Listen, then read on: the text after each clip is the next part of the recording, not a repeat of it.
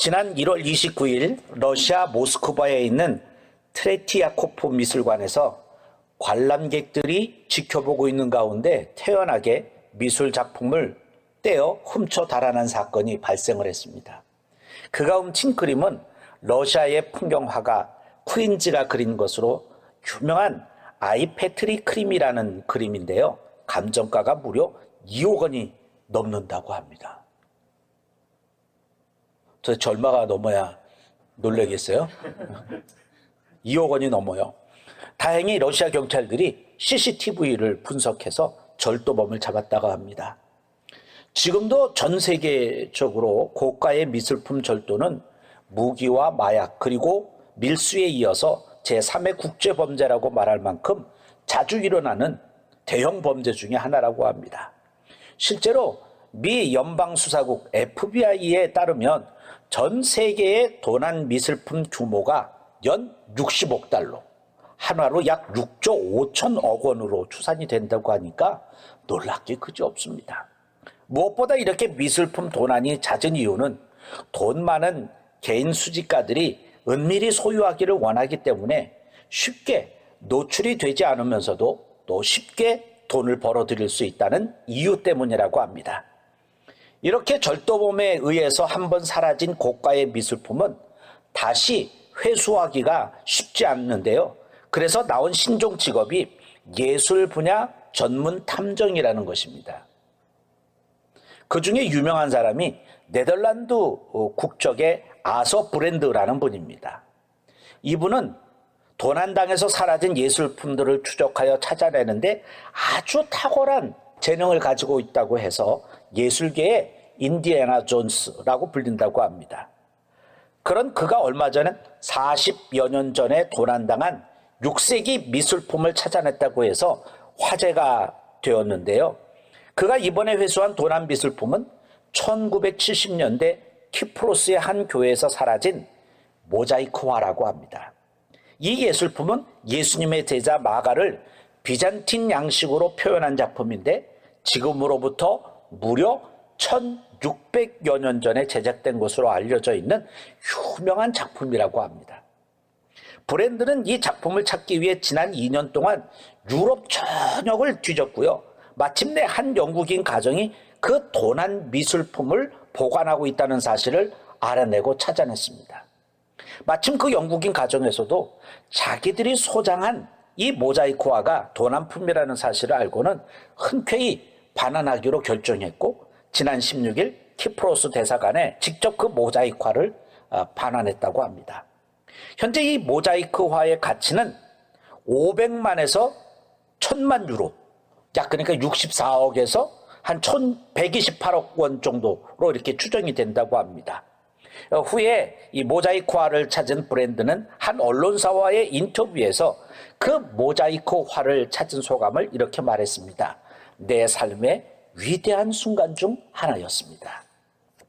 오늘 본문에도 보면 예수님 역시 내 삶의 위대한 순간 중 하나였다라고 고백할 만한 한 사건이 기록된 것을 볼 수 있습니다. 그것은 한 잃어버린 자를 찾아 구원하는 순간입니다. 그 이야기는 이렇게 시작됩니다.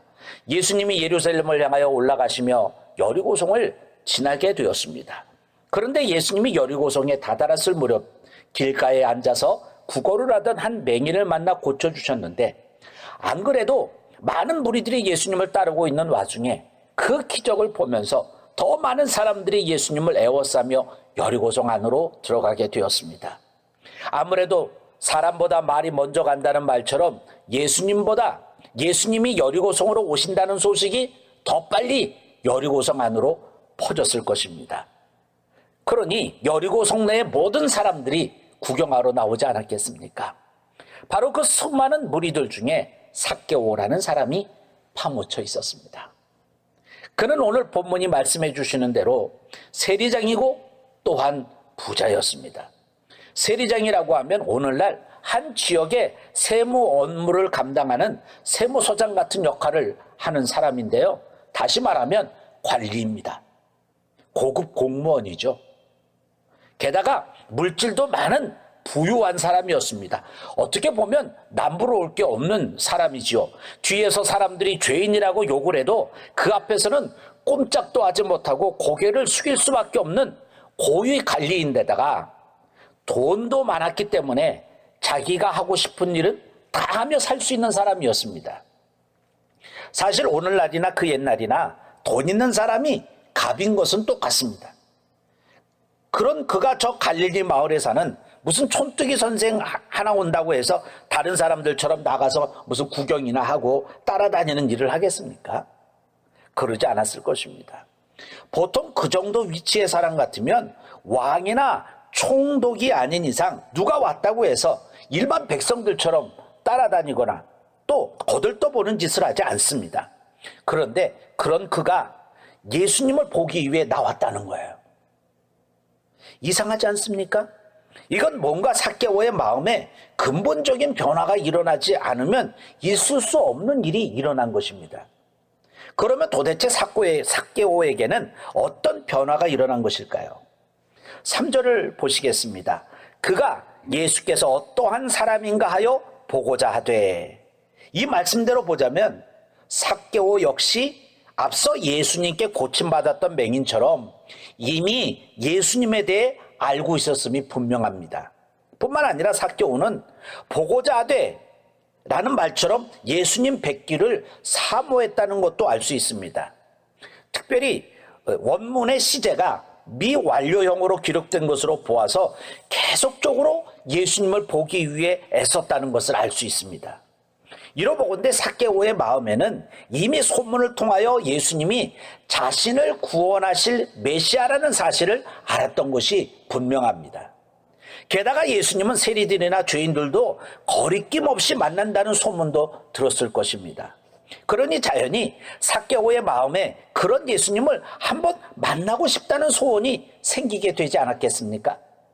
그러던 차에 삭개오는 자신이 그렇게 사모하는 예수님이 자기가 살고 있는 성 여리고성으로 오신다는 소문을 듣게 된 거예요. 그러니 마치 사랑하는 사람을 만나려고 기다리는 연인들의 마음처럼 삭개오 역시 예수님을 만나려는 생각에 마음이 설레지 않았겠습니까? 그 설레임으로 삭개오는 예수님을 뵙기 위해 길을 나섰습니다. 그러나 조금만 더 가까이에서 예수님을 뵙기 소망했던 삭개오에게 세상은 그렇게 쉽게 길을 열어주지 않았습니다.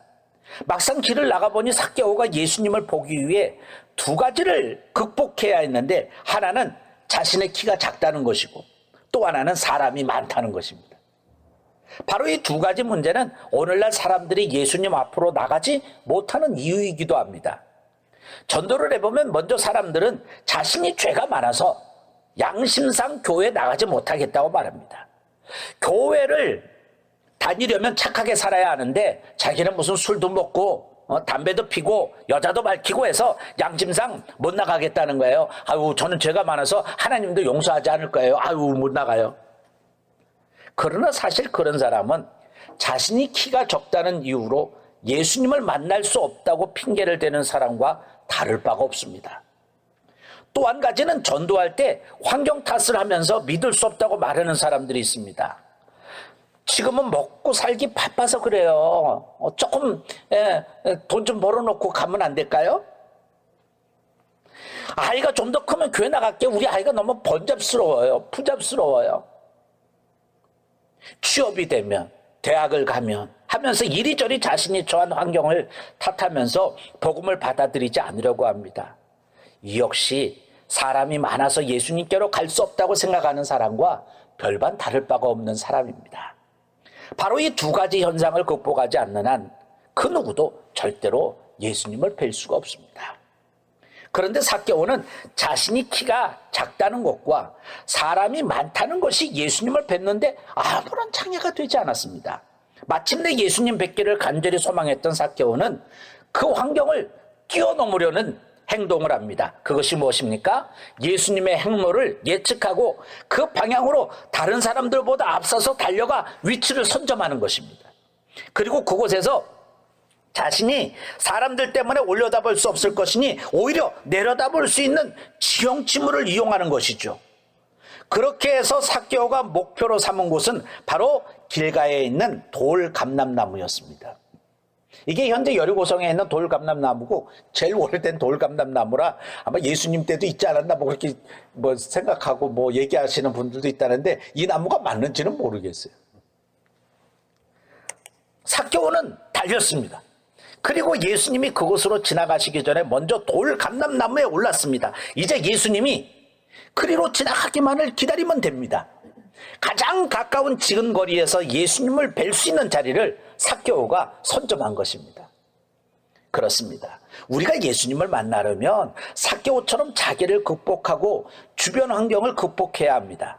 성경은 나를 사랑하는 자들이 나의 사랑을 입으며 나를 간절히 찾는 자가 나를 만날 것이니라고 했습니다. 이 말씀처럼 예수님을 만나려면 간절함이 있어야 합니다. 그래야 자기를 극복할 수 있고 주변 환경을 극복할 수 있지요. 간절하면 길이 열려지게 돼 있습니다. 제가 요즘 고 최인호 작가의 책을 읽고 있습니다. 지난 한 주간 동안 인생, 눈물, 낯익은 타인들의 도시라는 책을 읽었어요. 이 작가의. 이 세 작품이 다 작가가 침샘암과 폐암으로 투병 생활을 하면서 쓴 글들입니다. 거기에 보면 이런 글이 나옵니다. 그분이 항암 치료를 받으면서 약 5년 정도 너무 힘이 들어 글을 쓸 수 없었다고 합니다. 그분의 말을 빌리면 창작은 고도의 집중력과 체력이 요구되는 극한의 정신노동과 같은 것이다. 항암 치료로 지칠 대로 지친 육체와 황폐한 정신력으로는 도저히 감당해낼 수 없는 불가능한 희망이었다. 나는 내가 작가가 아니라 환자라는 것이 제일 슬펐다. 나는 작가로 죽고 싶지 환자로 죽고 싶지 않았다.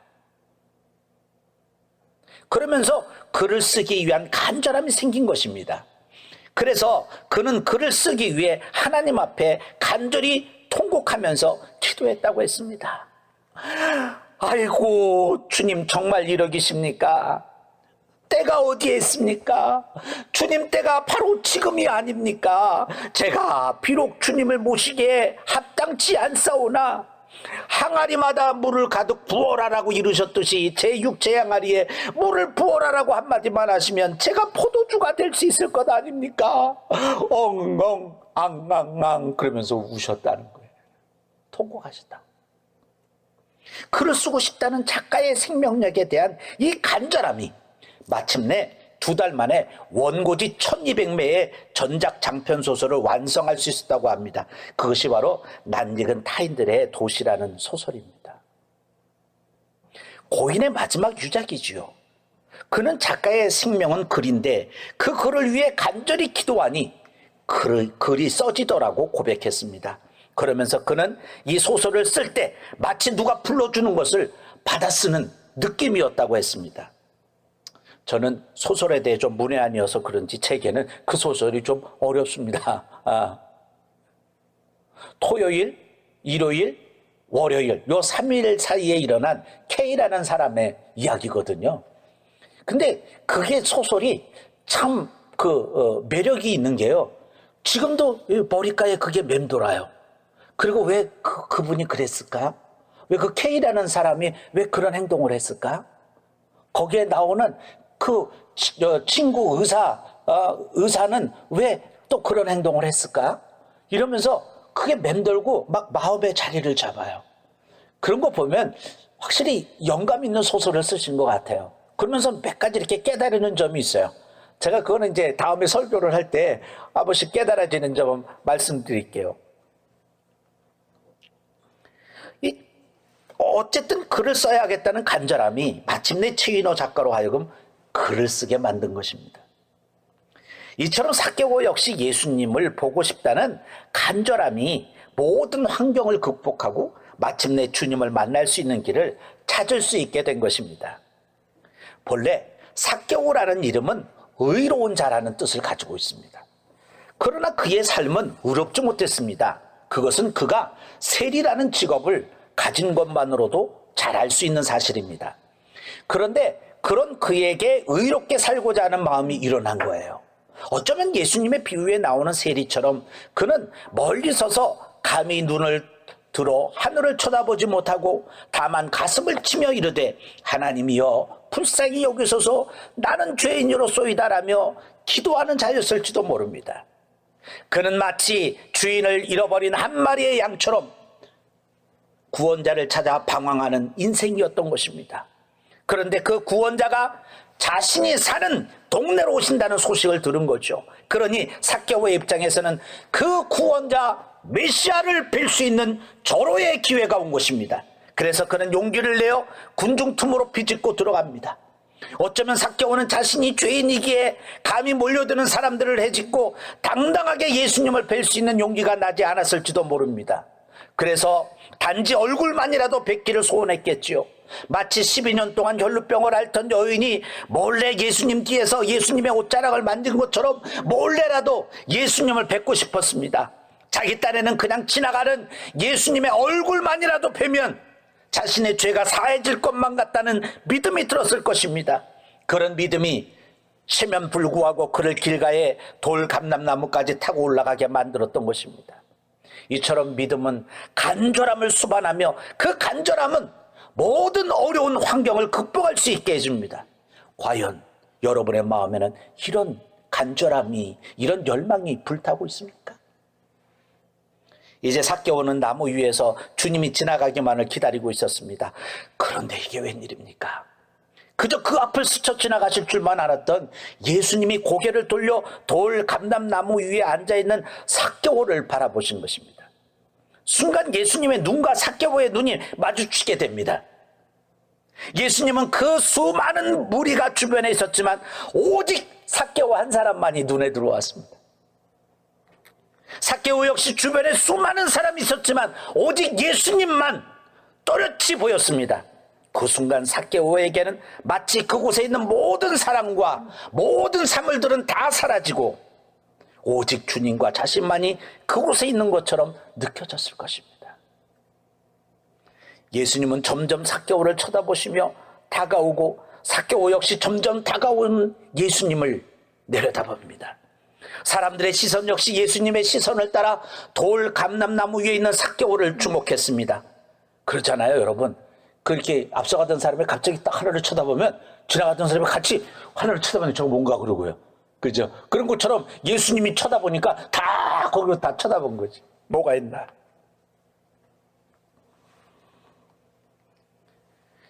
그렇게 해서 마침내 돌 감람나무 아래 도착한 예수님은 마치 친한 친구를 만난 것처럼 삭개오를 부릅니다.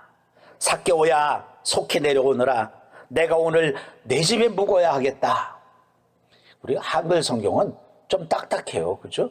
우리가 아무한테나 이렇게 하지 않잖아요. 그냥 우리식으로 말하면, 삭개오 씨, 어서 내려오세요. 제가 오늘 당신 집에서 묵고 싶어요. 이렇게 얘기하지 않았겠어요? 우리 예수님은 신사니까. 우리는 이 주님의 이 말 한마디에서 주님의 마음을 읽을 수 있습니다.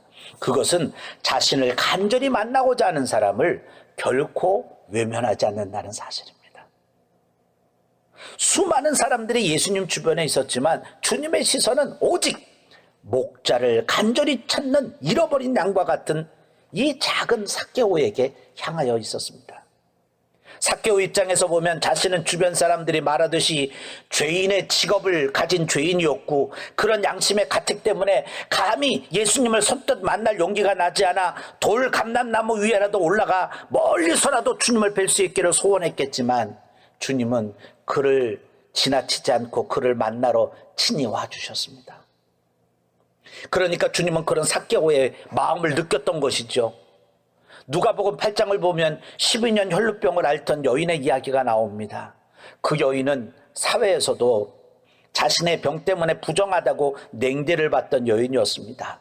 율법에 의하면 유출병이 있는 사람과 접촉을 해서는 안 되기에 그녀는 예수님 앞에 선뜻 나설 수도 없었습니다. 그러나 그녀는 자신의 병은 예수님의 옷자락만 만져도 나을 수 있을 것이라는 믿음이 있었습니다. 그래서 예수님의 옷자락에 가만히 손을 대었을 뿐인데 예수님은 자신의 능력이 나가신 것을 아시고 누가 나에게 손을 댔느냐 라며 말씀하셨죠. 그러자 여인이 숨기지 못할 줄 알고 떨며 나와서 그 손을 댄 이유와 자신이 곧 나았다는 사실을 모든 사람 앞에서 말합니다. 그러자 예수님은 삭개오에게 말했던 것처럼 부드러운 음성으로 이렇게 말씀하셨지요. 딸아, 내 믿음이 너를 구원하였으니 평안히 가라. 주님은 누가 자신의 옷자락을 만졌는지 다 아셨습니다. 그럼에도 불구하고 그녀를 나오도록 유도하신 것은 목자 잃은 양처럼 목자를 찾아 헤매이는 불쌍한 한 여인의 고통을 이해하시고 그녀에게 구원의 기쁨을 주시기 위해서였습니다. 이처럼 예수님은 어디를 가시든 잃어버린 자를 찾기 위한 사명을 결코 잊지 않으셨습니다. 그래서 삭개오 같이 잃어버린 불쌍한 양 같은 자를 찾아 그곳까지 찾아오신 것입니다. 그렇습니다. 주님은 목자를 잃어버리고 갈 길을 몰라 헤매는 양과 같은 우리를 찾아오신 분이십니다. 수많은 사람들이 이 세상에 있지만 마치 나 하나를 잃어버린 것처럼 나를 쳐다보시며 오시는 분이십니다. 우리는 삭개오나 12년을 혈루병 앓았던 여인처럼 부정하고 죄가 많은 존재였는데, 그래서 감히 주님 앞에 나설 수 없는 사람들이었는데, 그런 우리를 예수님이 먼저 찾아와 손을 내밀어 주셨습니다. 그리고 부드러운 음성으로 말씀하십니다. 어서 오렴, 어서 오렴. 오늘 내가 너와 함께 있어야 하겠다. 얼마나 놀랍고 감격스러운 모습입니까? 삭개오는 자신에게 다가와 말을 거시는 예수님을 보면서 무척 놀랐을 것입니다. 생각해 보세요. 생면부지의 예수님이 자신의 이름을 부르고 있는 것입니다. 마치 오래된 친구를 만난 것처럼 말이죠. 아마 삭개오는 여기서 깨졌을 것입니다. 제가 전도사 시절에 그 유년주일학교 전도사를 했거든요. 그런데 그 초등학교 아이들을 전도를 하잖아요. 그 동네에서 지나가던 아이 이름을 불러요. 성수야. 그러면은요, 얘가 깜짝 놀래요. 처음 보는 사람이 자기 이름을 알잖아요.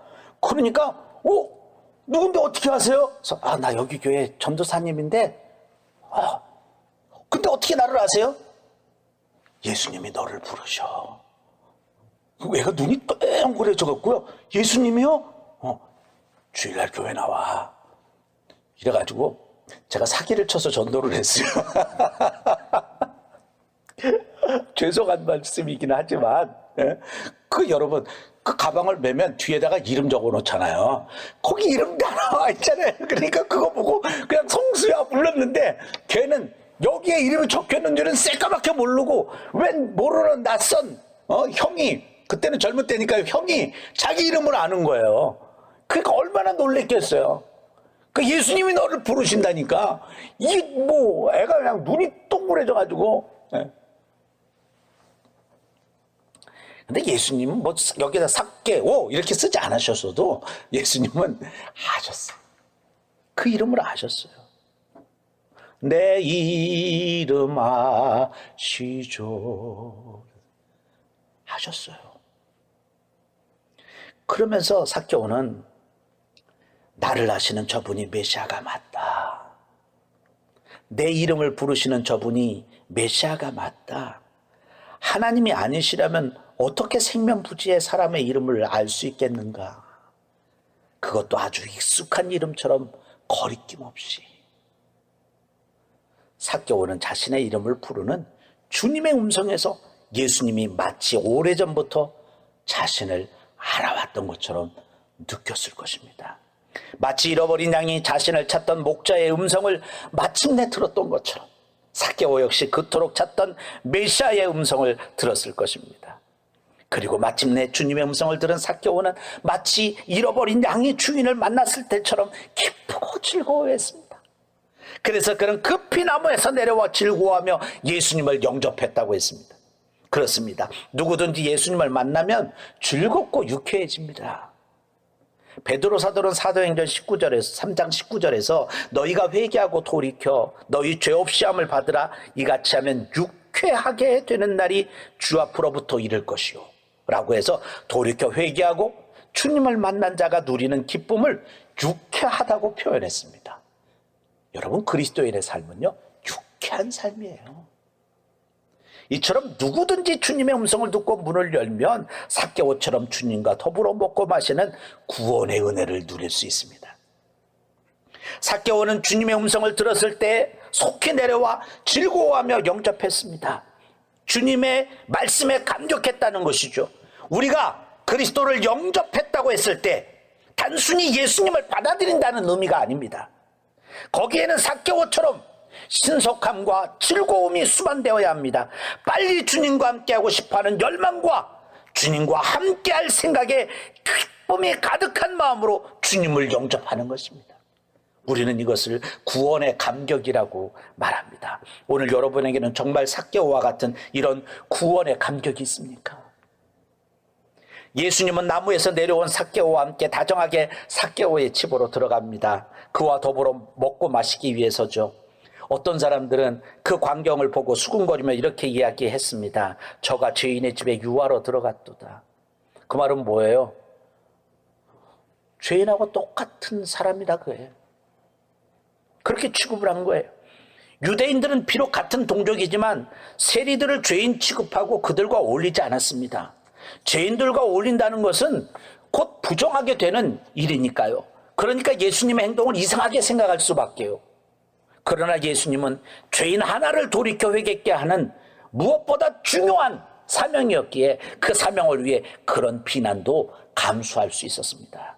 여러분, 우리가 복음을 전할 때 때로는 사람들의 시선 때문에 망설일 때가 있죠.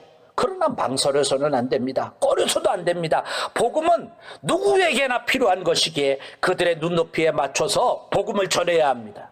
사도 바울은 내가 모든 사람에게 자유로우나 스스로 모든 사람에게 종이 된 것은 더 많은 사람을 얻고자 함이라. 유대인들에게 내가 유대인과 같이 된 것은 유대인들을 얻고자 함이요 율법 아래 있는 자들에게는 내가 율법 아래 있지 아니하나 율법 아래 있는 자 같이 된 것은 율법 아래 있는 자들을 얻고자 함이요 율법 없는 자에게는 내가 하나님께 율법 없는 자가 아니요 도리어 그리스도의 율법 아래에 있는 자이나 율법 없는 자와 같이 된 것은 율법 없는 자들을 얻고자 함이라. 약한 자들에게 내가 약한 자와 같이 된 것은 약한 자들을 얻고자 하며 내가 여러 사람에게 여러 모습이 된 것은 아무쪼록 몇 사람이라도 구원하고자 함이니 내가 복음을 위하여 모든 것을 행함은 복음에 참여하고자 함이라. 이렇게 말해서 복음을 전하여 한 사람이라도 얻을 수 있는 일이라면 누구와도 어울릴 수 있다고 말합니다. 우리 역시 이러한 예수님과 사도 바울의 정신을 본받아 본질을 잃지 않으면서도 누구에게라도 복음을 전하여 한 사람이라도 얻으려는 열정을 가져야 합니다. 또한 무사람들이 수군거릴 때 전혀 다른 반응을 보인 사람이 있지요. 바로 삭개오입니다. 삭개오는 자신의 재산 절반을 가난한 사람들에게 나누어 주겠다고 했습니다. 그러면서 만일 누구의 것을 속여 빼앗은 일이 있으면 내갑절이나 갚겠다고 했지요. 그야말로 전 재산을 기부하겠다는 것입니다. 그는 이 말을 헛되이 하지 않는다는 의미로 서서 이 말을 했어요. 그야말로 공적인 선언이죠. 그렇습니다. 회개는 말로만 하는 것이 아닙니다. 회개의 열매가 있어야 그것이 진정한 회개로서 하나님 앞에 인정받을 수 있습니다. 예수님도 회개에 합당한 열매를 강조하지 않았습니까? 삭개오는 자신의 재산을 내려놓음으로써 자신이 진정으로 회개한 사람이라는 것을 보였습니다. 그러자 주님은 오늘 구원이 이 집에 이르렀으니 이 사람도 아브라함의 자손이미로다라고 그 회개가 참된 회개였다는 사실을 인정해 주셨습니다. 그러면 여러분, 과연 여러분의 회개의 열매는 무엇입니까? 사랑하는 여러분, 예수님은 삭개오를 두고 자신이 이 세상에 온 목적이 이처럼 잃어버린 자를 찾아 구원하려 함이라고 하셨습니다. 여기 잃어버렸다는 의미는 잃은 것에 대한 소유자, 즉 주인이 있다는 뜻입니다. 그러므로 잃은 양 한 마리도 주인이 있고 잃어버린 한 드라크마도 주인이 있는 겁니다. 무엇보다 잃어버린 주인은 잃은 것에 대한 애착이 강합니다. 그래서 여기저기로 찾아다니는 것이죠. 지금도 우리 주변에는 주님이 잃어버린 자들이 있습니다. 바로 그러한 사람들이 있는 한 주님도 주님은 지금도 쉬지 않고 잃은 자를 찾아서 다니십니다. 그러므로 우리 역시 주님처럼 잃은 자를 찾아 나서는 복음 전도자들이 다 되어야 하겠습니다. 기도하겠습니다.